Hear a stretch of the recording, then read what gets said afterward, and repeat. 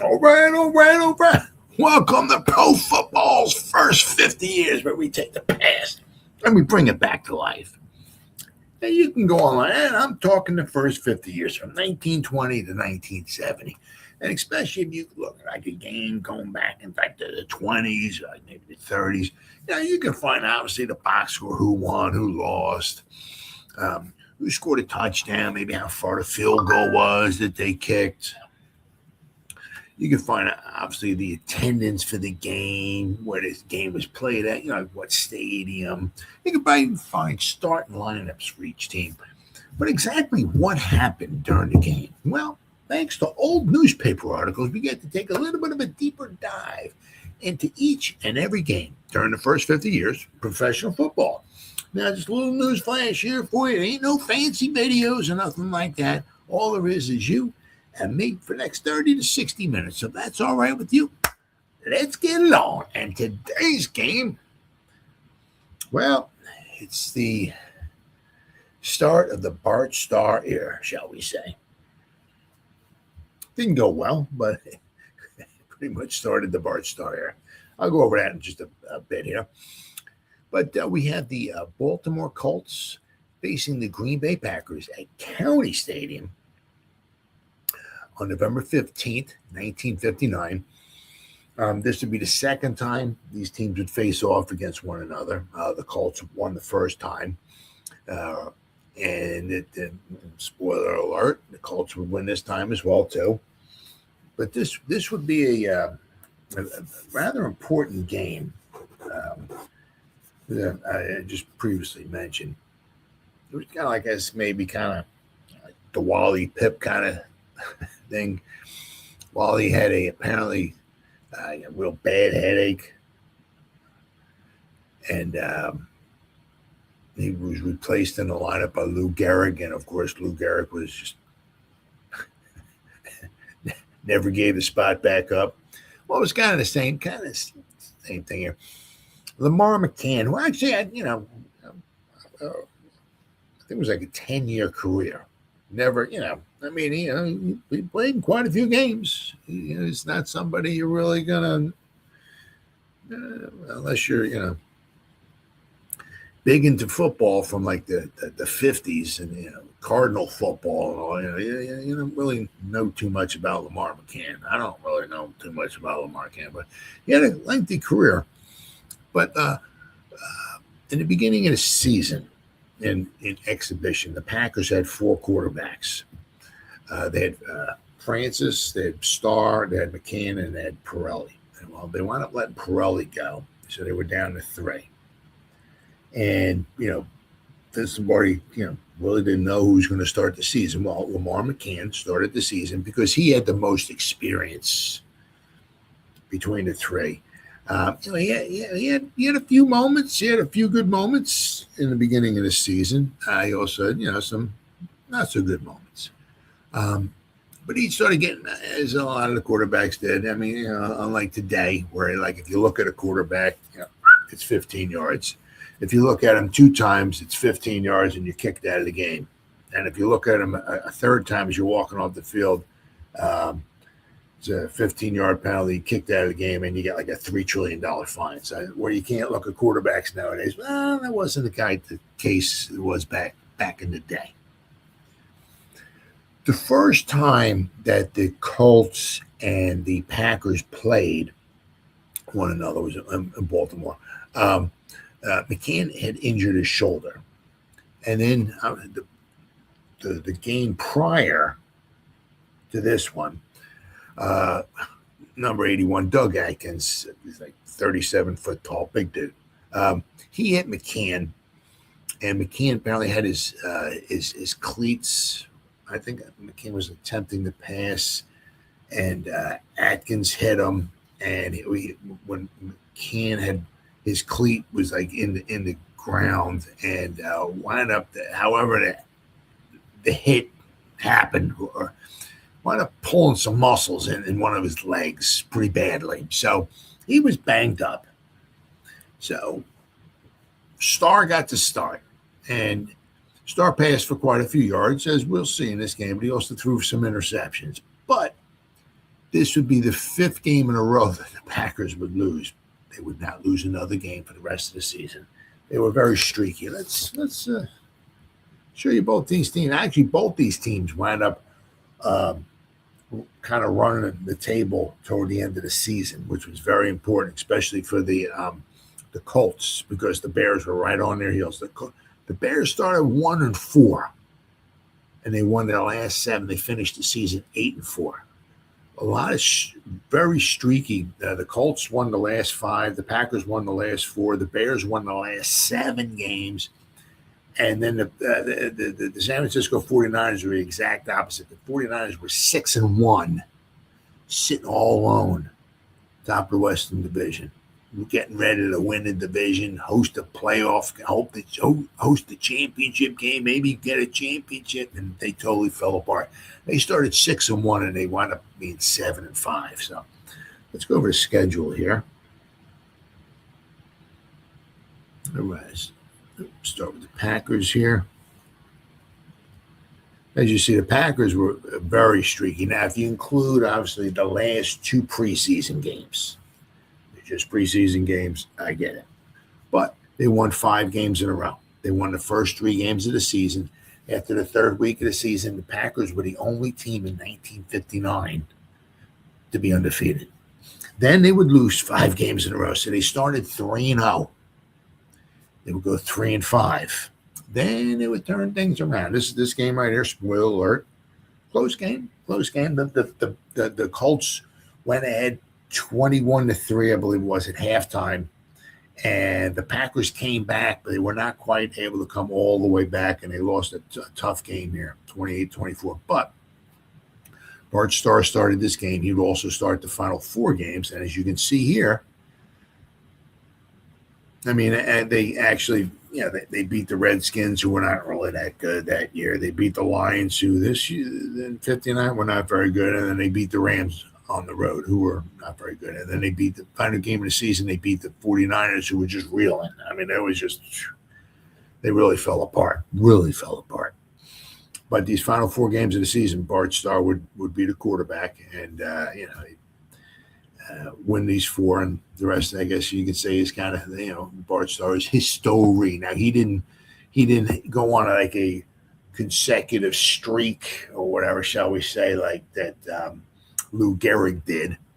But Bart Starr played in a majority of the games for the rest of his career, although he had his injuries, so he wasn't always maybe the starter, but he played in the majority of the games for the rest of his career. Now, if we look at the Colts here, they were kind of in trouble. The defending champions, right? Because you figure the 58 championship game, right? One of the greatest and most important games of all time. They were, beat the Lions and they lost to the Bears, then they won 3, then they lost 2. So they were 4-3 at one point. They were 4-3. They were 2 games behind the 49ers. 49ers were 6-1. So they had some ground to catch up, and they would win the final 5 games, and they would capture the Western Division. The Western Division was pretty exciting. Colts were 9-3. The Bears were 8-4. The Packers and the 49ers both finished at 7-5. So it was a very close race. Now, interestingly, now, and I don't know what they would have done. I mean, probably maybe flipped a coin or a couple coins. I don't know. Rock, paper, scissors. I don't know. But had the Packers won this game, and if all the other results held to form, held true, the way the teams finished their regular season, all of that, had the Packers won this game, they would have been 8-4. The Bears were 8-4. And if the Colts lost this one to the Colts would have had one more loss. The Colts would have been 8-4. You would have had 3 teams, a 3-way tie for first place. I don't, flipping a coin to see who goes to a championship. I don't know what they would have done, but they averted the disaster here. And, of course, they would go on. They would wind up winning the championship game. They would beat the Giants 31-16. But, one of the big things was with the Western, the subdivision or conference, they hosted the 59 championship game. So, that was pretty important. It was the 59. It was was close for a little while because the Giants were winning the 59 championship game 9-7 going into the fourth quarter. However, right after the beginning of the fourth quarter, that's when all heck broke loose. The Colts would ramble off 24 points in a row. So, the Giants were winning 9-7. And then, short period after that, going into the fourth quarter, I went from Giants winning 9-7 to the Giants being down 31-9. So, but it was close for a while anyway. But as you can see here, the Colts had to win the last 5 games, and they did, just to get to the championship game. Now, as I said, this game here was played in County Stadium, one of the Packers in Milwaukee. The Packers would play a couple games each year in Milwaukee, and then the Packers finally got their act together. They were playing they played in City Stadium, the original City Stadium, and it started getting a little outdated and all. Then he wound up building a new City Stadium, and in 1957, New City Stadium opened up, and in 1965 they renamed City Stadium Lambeau Field. But let's go and let's look up a little bit on the history here of County Stadium, where this game is being played at here. So here we go. Wikipedia. Just an overall nice ballpark. This is where while I was growing up, this is where the Milwaukee Brewers played at. And as I said, from time to time, growing up back in the 70s and all, there weren't a lot of football games on TV. So every now and then, you would see a game that the Packers would play. They were home, and it looked a little different. Well, it's because they played in County Stadium. The first exposure I got to County Stadium was when the Giants played, because I lived in Long Island. In October of 77, we moved down to New Jersey. But from 1970 to October of 77, I lived on Long Island, so watched a lot of Giant games. Now, I said the first week of the 1971 season, the Giants played the Packers in County Stadium. If you ever get a chance, to look it up on YouTube or whatever, just see the highlights of the game, like on This Week in the NFL or with Tom Brookshire and Pat Summerall. It was just a crazy game. But that was my first exposure to the Packers playing at County Stadium. But all right, we got here. County Stadium was a multi-purpose stadium in Milwaukee, Wisconsin. Opened in 1953, it was primarily a baseball park. It was also used for the Green Bay Packers football games. As you can see here, ice skating, religious services, concerts, and other large events.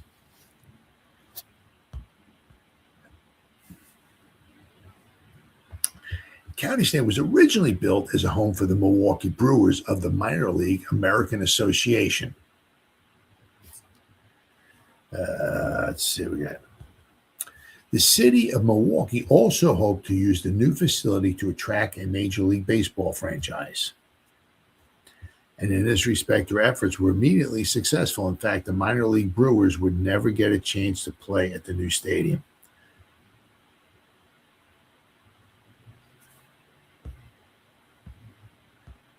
As you see here, there's the Milwaukee Braves.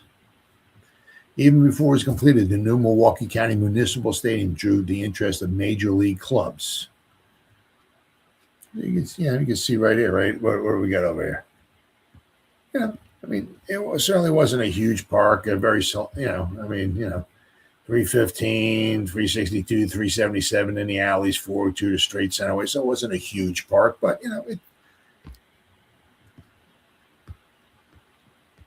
what did it say? Whatever. Subsequent expansions raised when it opened night, it had 28,111 permanent seats and could hold up to 36,000 people. After an expansion 1 year later, the seating capacity increased to over 43,000. Then it raised the capacity to over 50,000. So,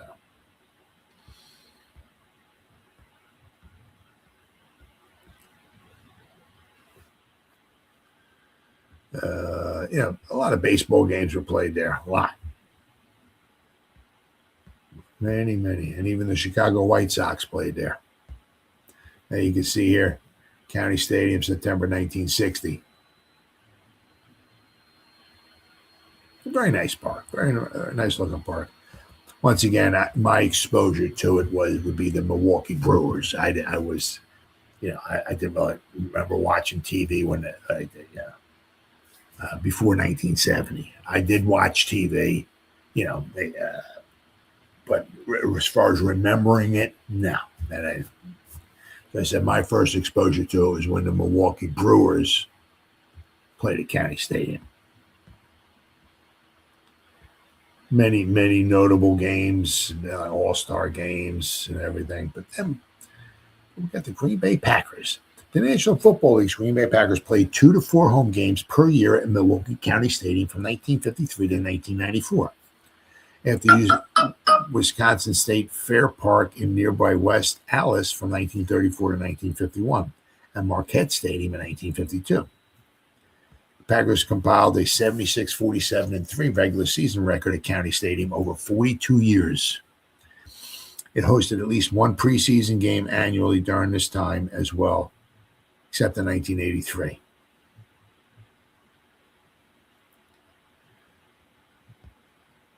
Financial considerations prompted the Packers to move some of their games to Milwaukee starting with the 1933 season, with one game being played at Borchert Field. By 1995, multiple renovations to Lambeau Field made it more lucrative for the Packers to play their full home slate in Green Bay again for the first time since 1932.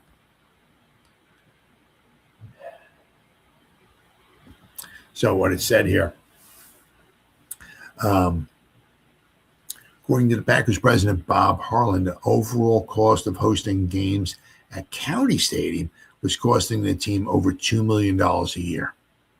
And, nowadays $2 million is, it's $2 million, but this is, over 30 years ago. So $2 million back in the early 90s was quite a bit. So former Milwaukee ticket holders were offered tickets to Lambeau Field to one preseason game and to games 3 and 6 of the regular season schedule, which later changed to games 2 and 5.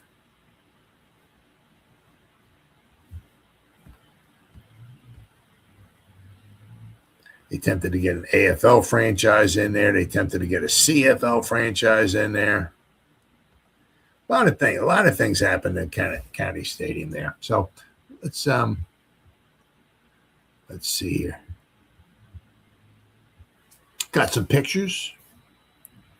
Once again, I got. Oh, there we go. A whole lot. There's just a couple nice pictures here of County Stadium with the football field in there. As you can see here, right, going from like the third base out to right field. But you can see here, like right here, gets cut off. The corner of it gets cut off. So just is one of the things that just makes it to me just kind of fascinating. That they get the field in there, but it's not all sunshine and roses, shall we say, right? Yeah. You got to watch yourself over here, and it's kind of the same thing over here. You can kind of see where they're kind of getting close back over here in the corner here to the wall. Let's see what we got here.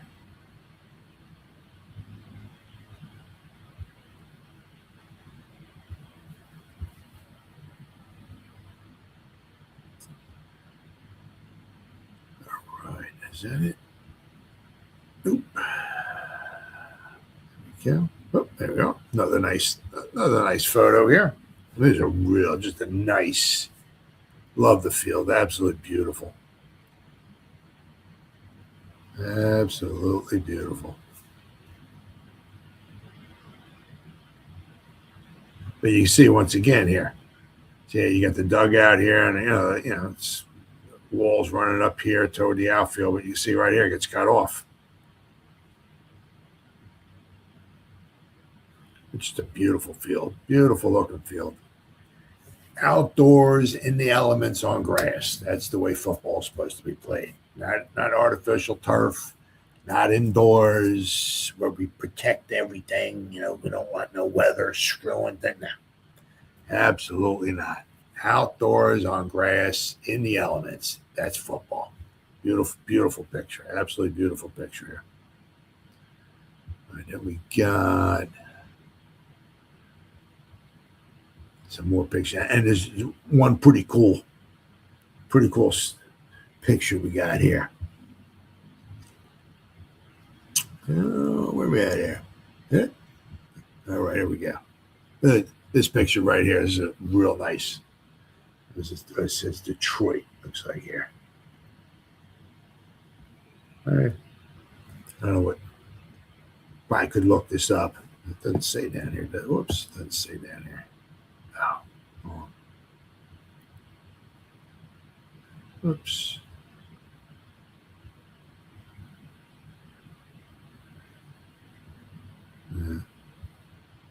It's just a real nice picture. Let's see here.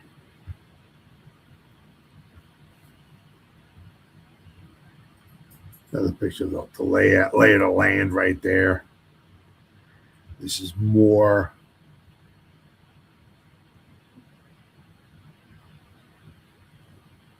Obviously, black and white is probably closer to what we're talking about here.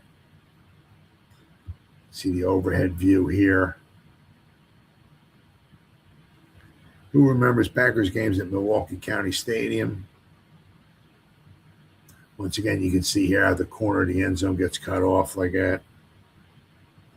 Now we got the one here, the picture here. I mean, this one here. This is the last game ever played at County Stadium for the Packers.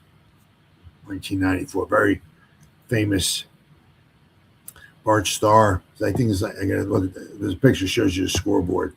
I think they had the ball at the 9. He takes off, dives into the end zone. Right. Like right here.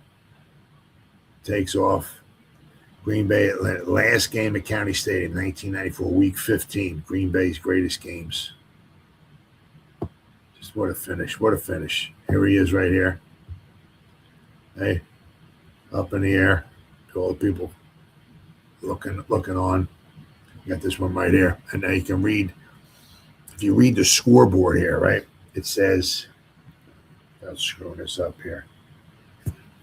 Packers extend their sincere thanks to our Milwaukee fans for their great loyalty and support over the past 62 seasons. I think it was from 33 to 94, 62 years. They played a couple games there each year. But you can see right here, it was 3rd down and 1 on the 9. As he's launching himself into the end zone here, there's 15 seconds left. Now, I'm not sure if they had any timeouts left or not or whatever, but so it was 3rd down and 1 on the 9. Now, I don't know what would have happened if he got tackled. I would imagine, if you're running with the ball and if you get tackled in bounds, you want to make sure you have at least a timeout left. So there's a chance that if he got tackled inside the 5 or whatever, if he didn't make a touchdown, maybe they could have called a timeout and maybe kicked a tying field goal, sent it in overtime, and see what would have happened there. But he won it right here. Really cool picture. Really, there's a couple different views of it, but just a cool picture. But this is the final game ever played at County Stadium for the Green Bay Packers. So really, really cool. Really, really cool. All right, so now we got, as always, we got some articles here. Going to start off here with the Evening Sun. It's I believe it's a Baltimore newspaper. So the November 16th, 1959 version of the Evening Sun. It's right, where are we at here? Okay, Evening Sun. Here we go. It says it here, right? Yeah, Baltimore. So The Evening Sun Sports, November 16th, 1959. Looks like Lenny Moore here. So we got Moore avoids lunging tackle by Hanner and rambles through opening for a Colt touchdown.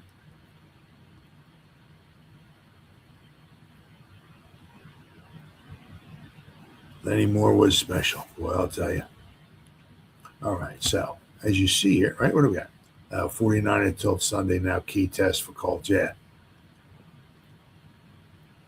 Because after this game was over, the 49ers had 2 losses and the Colts had 3 losses. There was reason to be worried over the Colts' defensive play. Now, both teams gave up a lot of yards in this game. A lot of yards. The Colts have yielded an average of almost 30 points in each of their last 3 games. They let the Packers score more in Milwaukee than any other losing team yesterday in the National Football League. But there's also some encouragement. When disaster threatened in the third quarter, the Colts came through with the game's 4 big plays. Those may have saved the Colts' season, quite possibly. Certainly, they paved the way for the game of the season here next Sunday between the Colts and the 49ers. Trailing 21-3 and completely being outplayed through the first 2 periods, Green Bay struck with fury at the onset of the third quarter. They went 75 yards for a touchdown the first time they got the ball, mainly through the squirming, determined running of Jim Taylor. Within a minute, they scored again. They trailed only 21-17. And were back on the Colts' 10-yard line, threatening to take the lead and overwhelm the champions. Packers hit like lightning. Lightning seldom strikes faster or harder. Henry Jordan had fallen on a Colt fumble behind the line at the 34. In 2 plays, Green Bay was behind the goal line on a pass interference penalty and a forward from Starr to Taylor. The dazed Colts couldn't move the ball and punted. Immediately, Paul Hornung ran through the defense for 63 yards before being caught at the 10. Disaster seemed imminent for the Colts with a defense that could no longer stop the Packers running or passing. But at the goal line, the defense found itself. The next 4 plays may have saved the Colts' season. Taylor, who had gained practically every time he carried the ball, got down to the 1-yard line. A pass was knocked down. Starr was overwhelmed for one of the few times in the game and lost 7. Hornung also was rushed as he kicked widely on a 23-yard field goal try. Wow. Hornung has missed some field goals this year. One of them, I think, was a couple weeks ago, was a 14-yard field goal he missed. Colts change offensive pattern. The Colt defense yielded another touchdown to the Packers before the game ended, but not until after the champions increased their lead to 28-17. And a final march of the home forces used up practically all the remaining playing time in the fourth quarter as they went 75 yards in short distances, mainly on the passing of Starr to Max McGee, Jim Taylor, and Boyd Dowler. After that, the Colts kept hold of the ball for the 28-24 triumph that started so pleasingly and ended so anxiously. Colts changed the pattern of their offense, but the results were about the same. Their 4 touchdowns and 28 points represent 1 more point than their average over all 8 games. Trouble is, that wasn't enough in 2 of the last 3. Yesterday, John Unitas surprised the Packers with more flat passes and runs from behind the line, along with more effective use of Allen Amici. In addition to gaining 97 yards and 18 carries, Allen the Horse Amici covered 30 on a pass from the Colt quarterback. Mike Summer made his presence felt, and Lenny Moore gave probably his best overall performance of the season. Moore's part in 3 touchdowns. Lenny ran 27 yards for the Colts' first touchdown that covered 28 yards in the opening quarter after Dick Szymanski intercepted a Packer pass. Starr, as I said, had a good game as far as throwing yardage wise and all, but he did, I believe it was 3 interceptions he threw. In the early minutes of the second quarter, he went 33 yards to start an 80-yard march for their second TD and a 14-3 lead. He not only made an excellent catch of a Unitas throw, but twisted free from waiting tacklers to add yardage. Before John tossed to Raymond Berry in the corner of the end zone, he picked up Amici going down the middle on a 3rd and 14 play that put the ball on the 8-yard line. Moore's contribution also was vital to the third TD and 21-3 halftime lead. This time, Unitas hit Lenny behind the line, and the elusive halfback went down the sidelines for 43 yards to the 10. Again, Unitas and Berry combined for the score in the end zone close to the sideline. In all, Unitas completed 19 of 33 passes for 324 yards and 3 touchdowns, about his usual afternoon of work. 3 of the passes were in the Colts' final winning fourth quarter march of 80 yards after the defense came up with the 4 big plays in the closing minutes of the third period. This time it was the old Colt pattern. Unitas to Jim Mutscheller, Berry, Mutscheller, then for the TD. It wasn't easy and certainly less impressive than the 38-21 win over the Packers here, but meaning in Baltimore, but it was mighty satisfactory with the Chicago beating San Francisco 14-3. Sunday, we'll find out just how good a football team the 59 Colts are in San Francisco. Now here you got it right here, right? This is after the 49ers lost, they fell to 6-2. The Colts were 5-3. The Giants and the Cleveland, they were tied at 6-2, with the Eagles just a game behind at 5-3. What we got here?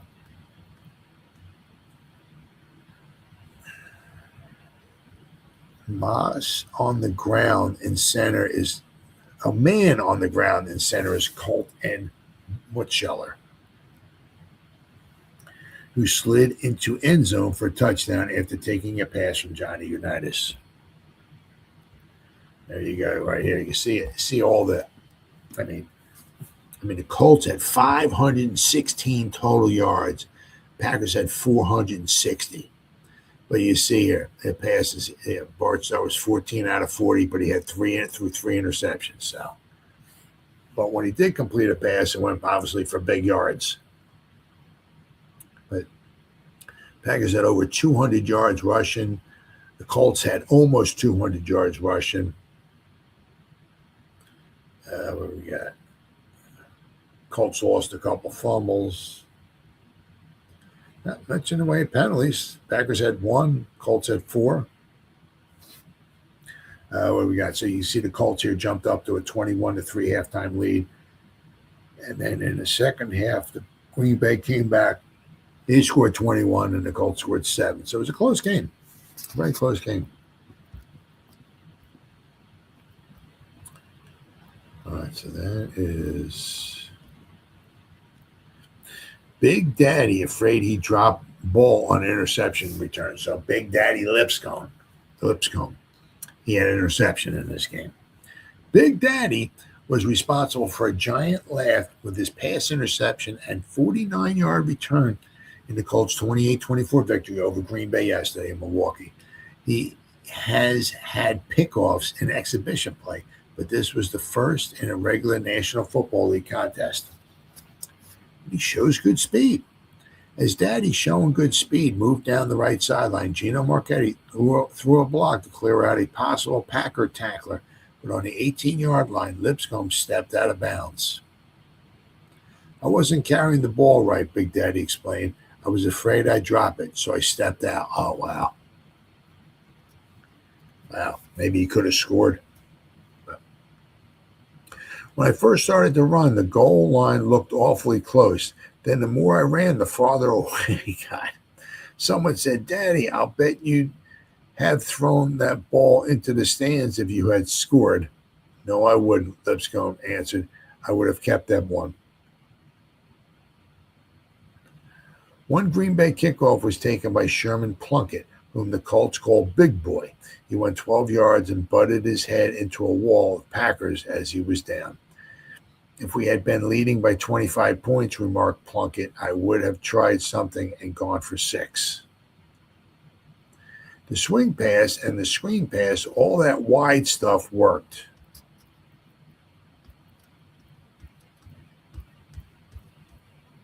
And we weren't ready for it, said Hog Hammer, blonde defensive tackle for the Packers. Hammer felt the Colt offensive line was not as strong yesterday as it was last month when Baltimore whipped the Packers 38-21. But he cited Alex Sandusky as playing an outstanding game in the county stadium. Dowler, seen fine rookie. Most of the talk by disappointed Packer fans leaving County Stadium centered about the great play of Boyd Dowler, 6'5" freshman and from Colorado. The consensus of opinion was that Dowler is destined to become a great pass receiver. He already has made fans forget Bill Houghton, one fan exclaimed. All right, we got here.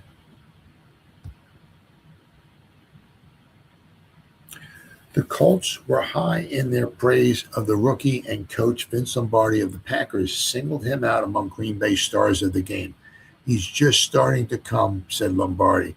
He has great speed and hands. This game was the most he has played this year, and it was his best effort. I'm sure they're talking about Boyd Dowler.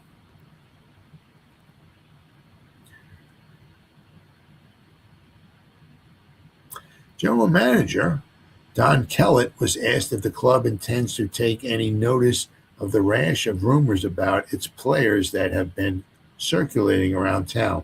We are not planning to make any statement at this time, he declared. We think the victory will take care of the rumors. Not sure what that means, but and we got over here. Green Bay, San Francisco lost Brighton Hoss prospects. The temperature was below freezing, the sky largely overcast, with a blanket of white covering everything but the county stadium gridiron, which had been kept snow-free by a tarpaulin. Still, it was a beautiful day in Milwaukee. Beautiful because the Colts survived 3 touchdowns by Jim Taylor to eke out a close 28-24 victory over the Green Bay Packers, while the Chicago Bears smacked down the sassy San Francisco 49ers 14-3. Heading into the last third of the season, the Hosses now trail the Prospectors by only 1 game, and they can throw the Western Division dogfight into a tie Sunday at Memorial Stadium when they meet the traveling Californians. The remaining tilts are home and away series with the 49ers and the Rams. San Francisco, in addition to its 2 tiffs with Baltimore, must play in Cleveland and at home versus the Packers. A picture that could have clouded has brightened considerably, but sneaking up on the horizon are the big bad Bears, who seem to have found themselves. In knocking over San Francisco, the Grizzlies, the Bears, pulled into 3rd place at 4-4 and are only a game behind the Colts. The safest way for the Hosses to keep their National Football League title is to pursue their avowed goal of sweeping their last 5 games. The first milestone has been reached, and the Colts have 516 yards and 3 more touchdown passes from Johnny Unitas to offer as proof that they were back on the beam. Though they had a difficult fight against a Packer club, Coach Vince Lombardi hit tremendously high. The Packers made the favored Colts strain for victory every inch and second of the way. The game's script was different from that which usually accompanies Colt contests. The Hosses fell behind in the first quarter, nothing unusual there, when Paul Hornung burned a 23-yard field goal, but then reeled off 3 touchdowns to take a 21-3 halftime lead. Baltimore, generally a fine second-half team, faltered in the 3rd period, and the Packers roared back with 2 touchdowns by Taylor and kept the pressure on as each registered a tally in the final stanza.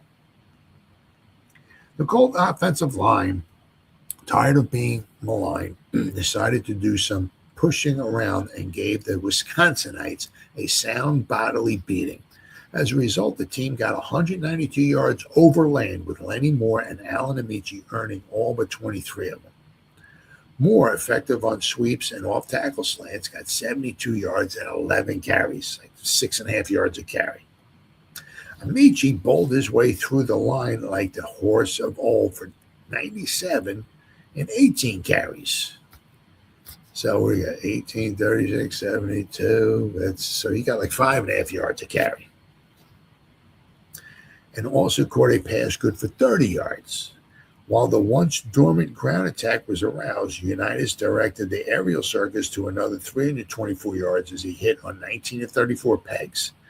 His usual trio of Moore, Raymond, Berry,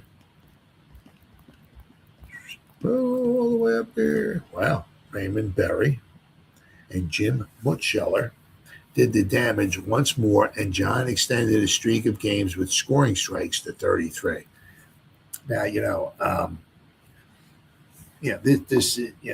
the way football was back then is, it's still throw the ball, catch it and all, but the rules, everything is so much different than back then as far as how you can cover a receiver and all of that stuff. So what John Unitas did, as far as throwing all these passes, games, touchdown passes in consecutive games, what he did back then was absolutely amazing. Absolutely amazing. Berry grabbed 4 for 36 yards, hauled in TD passes in the end zone, good for 7 and 10. Mutscheller, the Colt leader with 6 receptions for 97 yards, pulled in a 24-yarder in the final stanza for the score that ensured the victory. Lenny Moore also handled 6 tosses for 95 yards and registered the first Baltimore touchdown on a 26-yard burst through the center of the line in the opening quarter. Steve Myra converted all 4 times. The Colts were effective with a short passing game plus a lot of screen and flare tosses that were real ground gainers. The Packers had 3 standouts in Jim Taylor, Boyd Dowler, and Bart Starr as they strove mightily for an upset. Starr went all the way at quarterback because Lamar McCann had pulled a leg muscle. And actually, McCann was talking. He said, it sounded like what he was talking about last week after Doug Atkins hit him, because he said he had his cleat in the ground. He said it wasn't a dirty hit or nothing like that. But he said, he said something like, I think I pulled every muscle in my leg, or the back of his leg. So it wasn't just like a little hamstring or something. He said, he had some issues back there, one of his legs. Bart Starr completed 14 of 40 tosses for 242 yards and 1 throw of 20 yards netted Taylor's second touchdown, but he also had the 3 interceptions, which was, in Bart Starr's later time. Bart Starr was also, as he got into the 60s and all, he was very good at protecting the ball.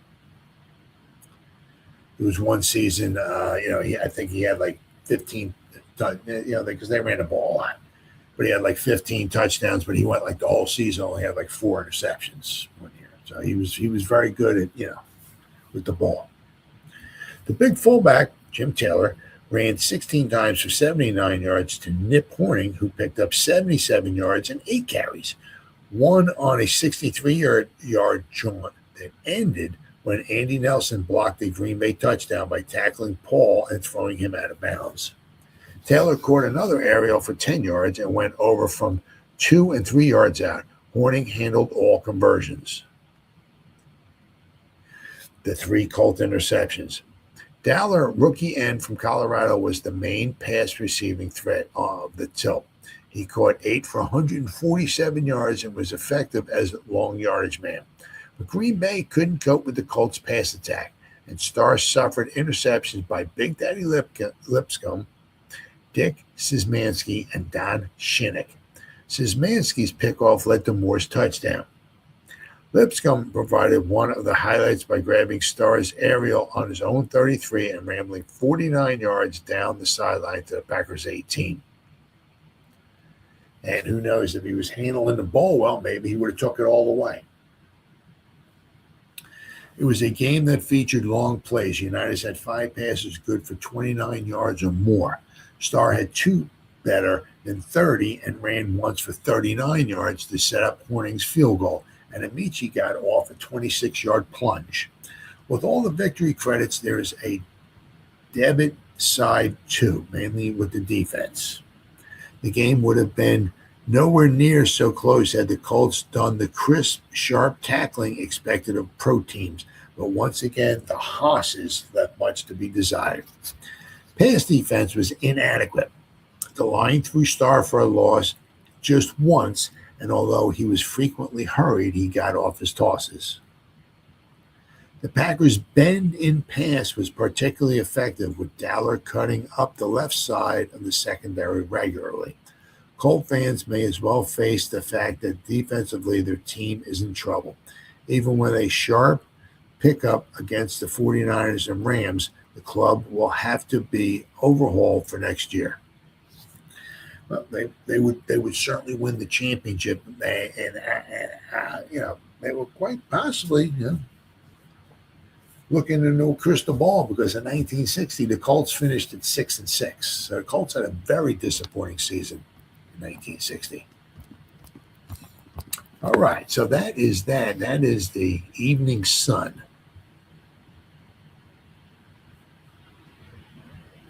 So now we got, what do we got here? We got the Post Crescent, Wisconsin paper.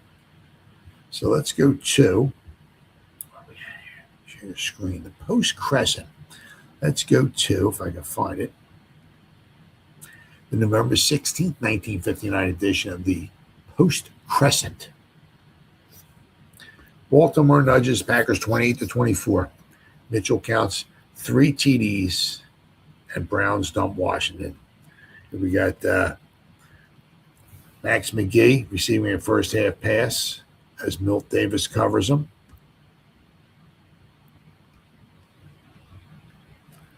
And there's Jimmy Taylor.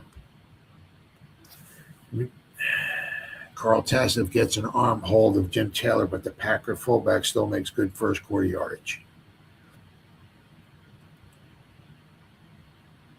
And it says, which doesn't make any sense. I'm not quite sure, because it says here number 41 is John Sample, but this guy's number 47. So, all right, let's. Whoops.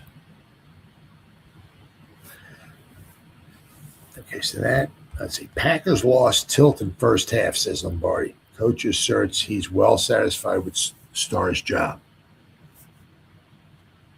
Packers lost Sunday afternoon at County Stadium spectacular in a frustrating first half, not on the Baltimore Colts clinching fourth quarter touchdown.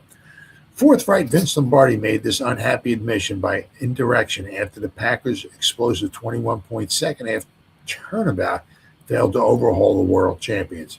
Underscoring this point, Vince declared, "We played the same kind of a ball game in the second half as we did in the first. We just did things a little better. There was nothing wrong with the way we planned it. We just couldn't score in the first half.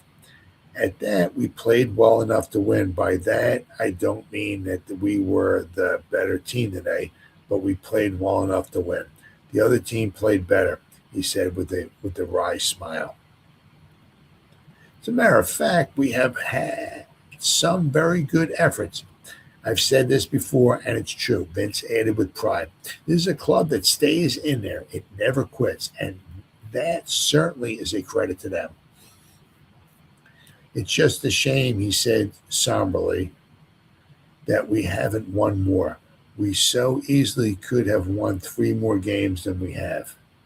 He didn't say it, but the inference was obvious. Given those 3 victories over the Giants, the Bears, and the Colts, these last 3 heartbreaking Sabbaths, and the Packers chew. Let's go here, page 9, column 5.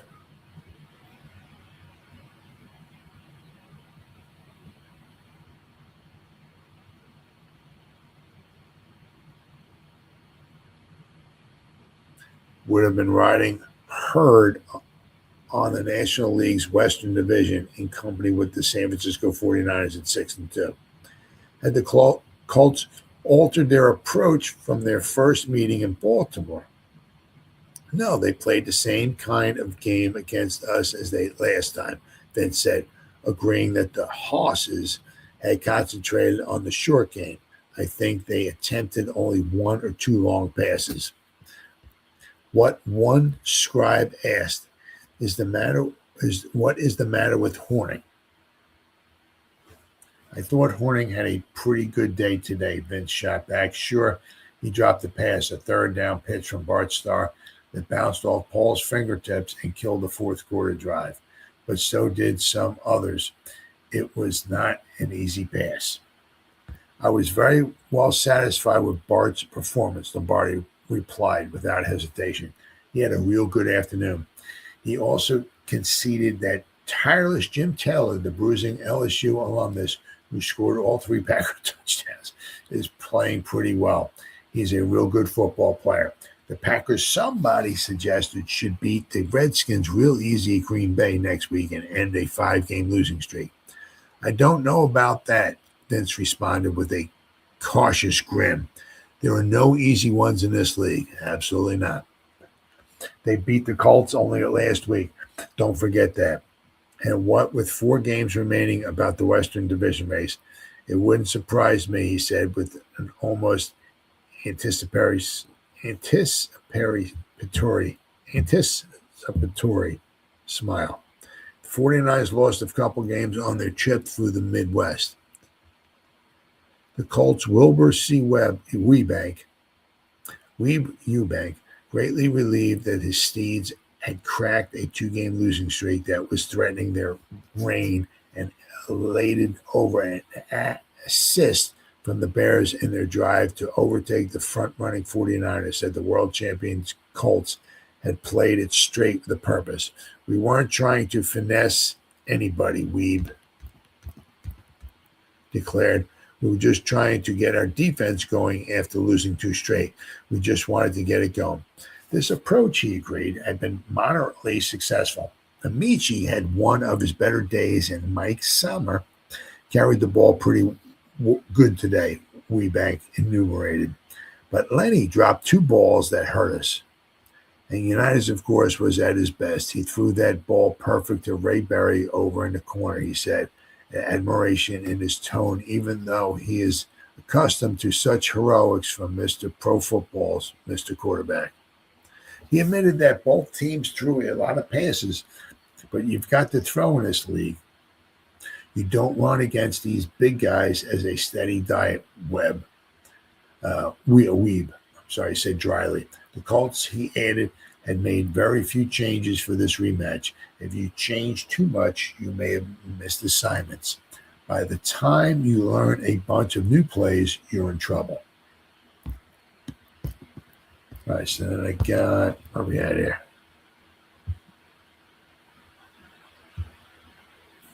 Okay. Oops.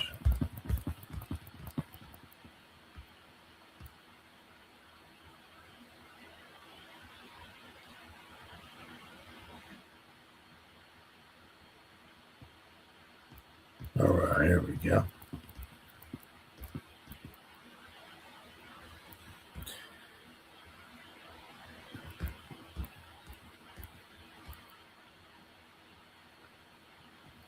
Whoops, so that goes there, okay.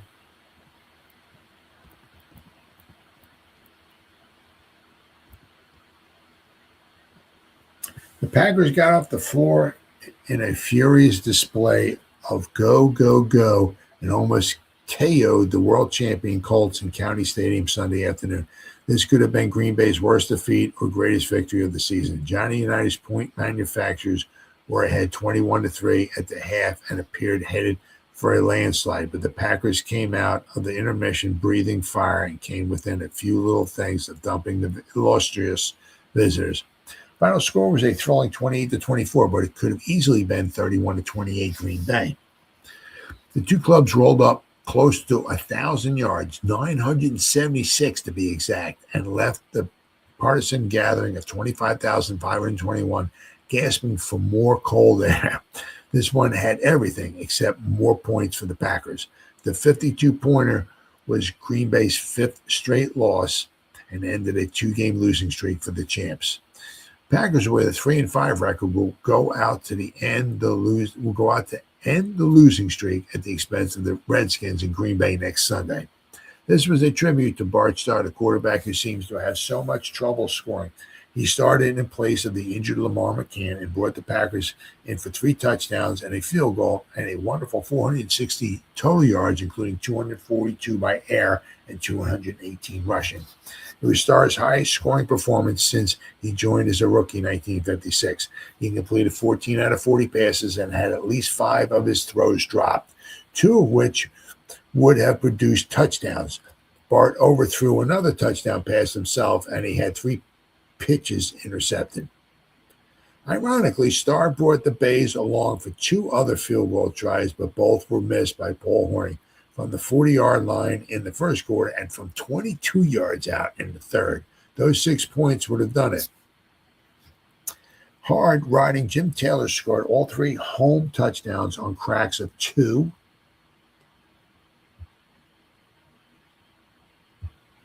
Oh, here we go.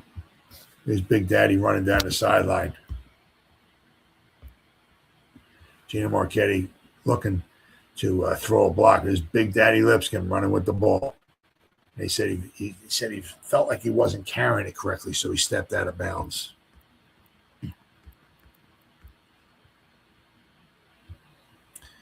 Jim Taylor, let's see. I go past it. I think I went past it. Yep.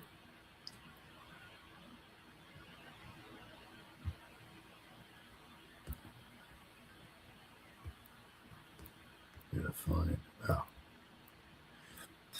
Jim Taylor scored on 2 runs of 2 and 3 yards and took a 15-yard pass from Starr for the other touchdown. Colts had a 21-3 lead on Hornung's field goal from the 28. 2 Unitas passes, touchdown passes to Raymond Berry, and a 26-yard scamper by Lenny Moore when the Packers struck with sudden fury in the third period. Packers had scored only 1 TD in the third quarter in the first 7 games. This was different. Starr drove the Bays 75 yards in 9 plays, with Taylor going over from the 2. That made the score 21-10. The next TD was set up when Hank Jordan recovered Alan Amici's fumble on the Colts 34. Another Colt punt, and the big turning point. Hornung reeled off a dazzling 63-yard run to the Colt 10-yard line. Thus, the Packers were 10 stripes from taking a 24-21 lead, but the Colts tightened and forced Hornung's missed field goal from the 22. The high-powered Colts drove 80 yards in 10 plays, with Unitas throwing to Jim Mutscheller 24 yards for the 28-17 touchdown lead. After a drop pass by Hornung ruined a deep penetration by the Packers with 10 minutes left, Packers drove 75 yards in 12 plays for a touchdown with 2:12 left to go. Actually, the Packers had enough offense to win Sunday, but the defense failed to carry the big sting. The Colts rolled up 516 yards of offense. The biggest liberty taking with the Packers thus far, including 324 yards in the air, 19 out of 34, and 192 yards rushing by the Colts. The game marked the formal start of what could be a great pro career for young Boyd Dowler, the string bean end from Colorado is then. The long-legged galloper snared 8 passes for 147 yards and continually worked himself into the clear. Playing both sides with Max McGee and Gary Kneffelk in the 3-end system, Dowler had defensive backs bumping him and holding him many times. One time when Andy Nelson was penalized for interfering with Dowler, the fast-blocking pro struck out his hand in a "congratulations, they finally caught you" gesture. Dowler, Max McGee, and Taylor caught all of the passes, with McGee getting 4 and Taylor 2. Jim chipped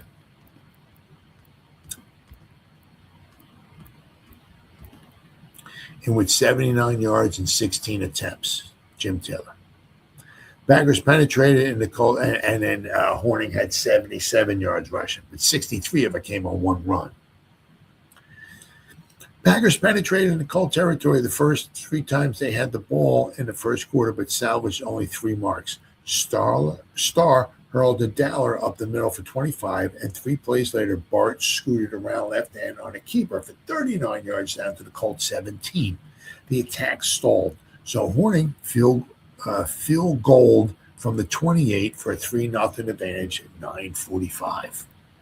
Just before the quarter ended, Dick Szymanski intercepted a Bart Starr pass over the line, and the Colts scored in 3 plays. Moore galloped over left guard for a touchdown.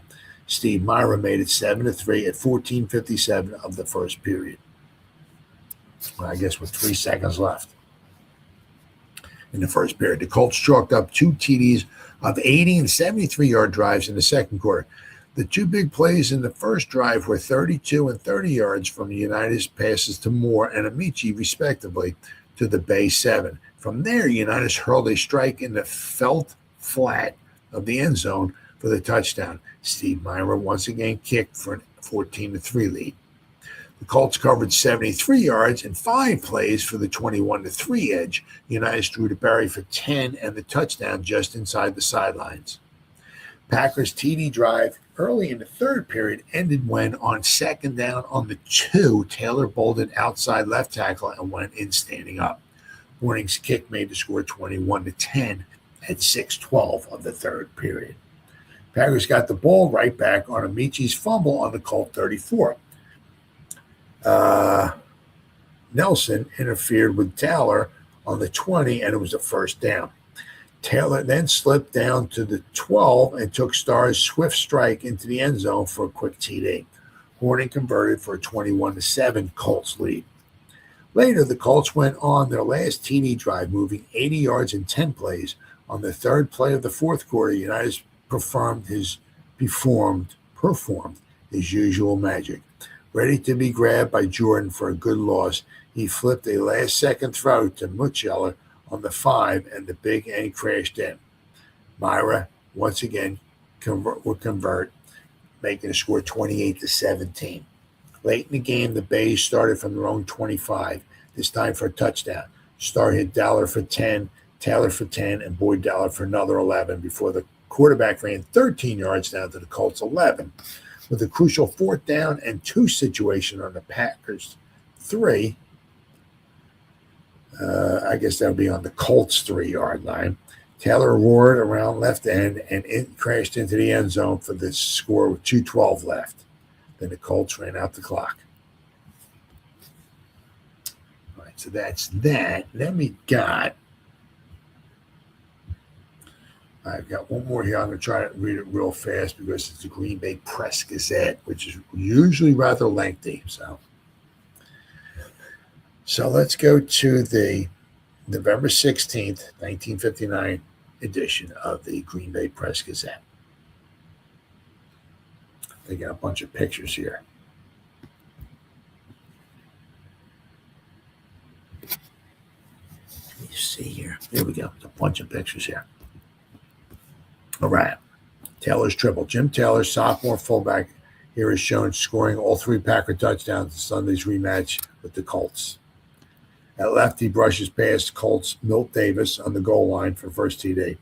Early in the third quarter, as Max McGee watches in the center panel, he punches over final TD in the fourth quarter. Yes, this is his first touchdown. That's the final one, in the game. And over here. At right, Taylor wheels into end zone ahead of Nelson for a second Packers score in the third period after nailing a pass from Bart Starr. So Jim Taylor had a trifecta of touchdowns. On the fly, you see the fly right, flying through the air. Colts Dick Szymanski carrying his victim like a sack of wheat. Upends Packers Jim Taylor for a 2-yard loss early in the fourth quarter. Also shown are Packs Jerry Kramer, Forrest Gregg, Bill Pellington, Andy Nelson, and Don Joyce. But right here, you got 3 Hall of Famers right here. Forrest Gregg, Jim Taylor,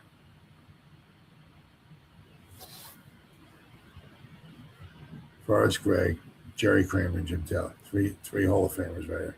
Unbelievable.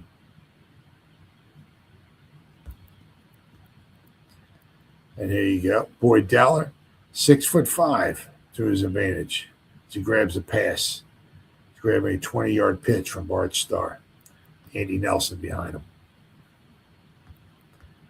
And down here, here's Big Daddy Lipscomb once again. Daddy's Delight. Colts Big Daddy Lipscomb lumbers down the county stadium's east sidelines on a 49-yard first quarter excursion after intercepting a Bart Starr pass. Gino Marchetti forms escort.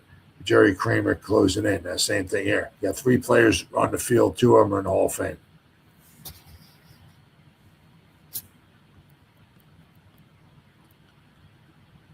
And the Colts' great quarterback, Johnny Unitas, is seldom found in this position. In fact, it happened only once in Sunday's game. And here's another Hall of Famer right here as he's getting sacked. It's Tom Bettis is sacking him. That's the nice thing about the Green Bay Press Gazette. A lot of times they have a lot of nice pictures.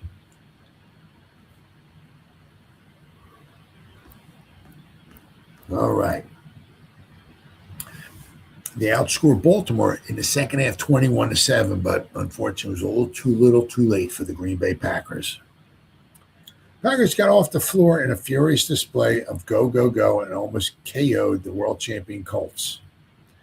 This could have been Green Bay's worst defeat. Oh, it was the same exact thing that was said in the other article. Same exact thing. If you look right here. Whoops. All right, here we go. These are the same things that got said in the post-Crescent. So we got Alan Amici, 97 yards and 18 attempts, like 5 yards a carry. Moore, 72 and 11 carries. So he's like 6.5 yards a carry. I mean, boy, I tell you. And you got Bull Horning, 77 yards and 8 carries. Taylor, 79 and 16 carries. Bart Starr, 55 yards and 3 carries. But this is what really, really hurt. Starr attempted 40 passes, completed only 14. He had 3 passes intercepted. Really, really hurt.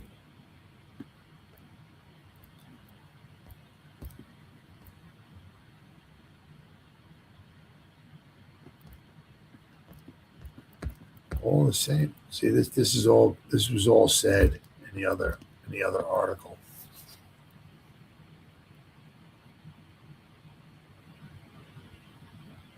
So same thing over here, but you see, Packers had 22 first downs, the Colts had 23.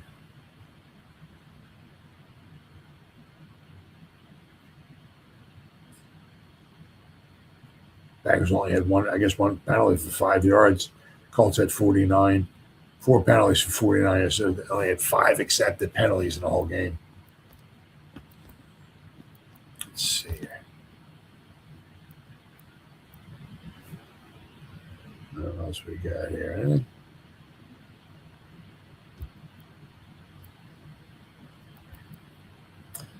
Hank Reminger, who started cornerback for the Packers for the first time this year, waves and screams as pass from Johnny Unitas nears Mike Summer late in the fourth quarter. It's a little overshot him. I'm trying to see if I can see anything else here. But it looks pretty much like what was said in the Post-Crescent newspaper. It's kind of what's said in this paper here, the Green Bay Press Gazette.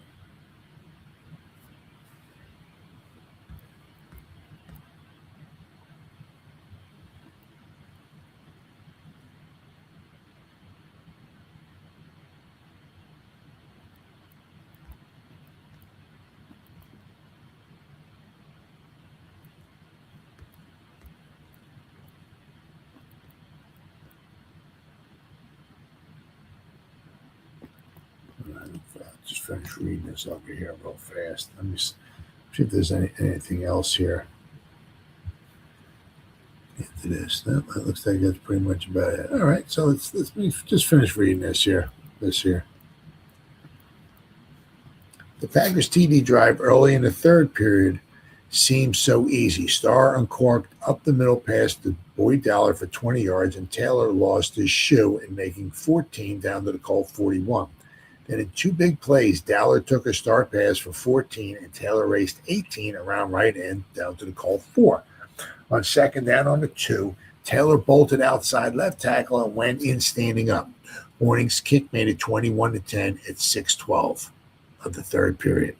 Packers got the ball right back on Amici's fumble on the Colt 34. Nelson interfered with Dowler on the 20, and it was first down. Taylor then slipped down to the 12 and took Starr's swift strike into the end zone for a quick TD. Horning converted to make the score 21-17. Horning's great run back brought the Packers right back in. He took off over his own left tackle, cut to his right, and scooted down the right sideline down to the Colt 10, while Nelson put him down. Taylor was held to one at center, and then Nelson muffed an interception on Starr's pass to McGee in the end zone. After Marchetti spilled Starr for a 6-yard loss, Horning's field goal try was wide to the right. So, I mean, the Packers had their chances. They had their chances in this one. I mean, what might have been? I mean, if Horning made this field goal here, it might have been 28-27. He also missed another field goal try. Had the Packers won this game, there might have been a 3-way tie at first at the end of the season. Might have been. And who knows?